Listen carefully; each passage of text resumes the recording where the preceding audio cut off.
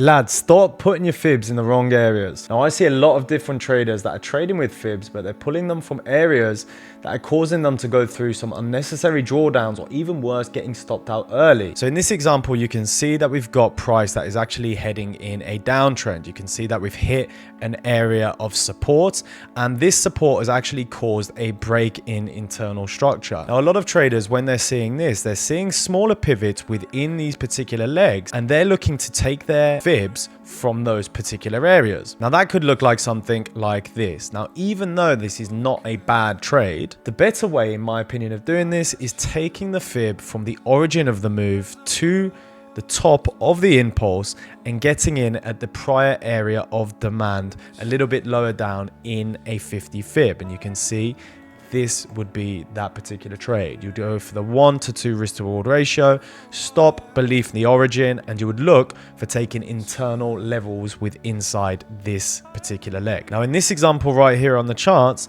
you can see that price has hit in the macro area of support, and you can see it's starting to break structure. Now, what a lot of traders would do if they're trying to trade this zone is what they would do is they would take their fibs with inside this range.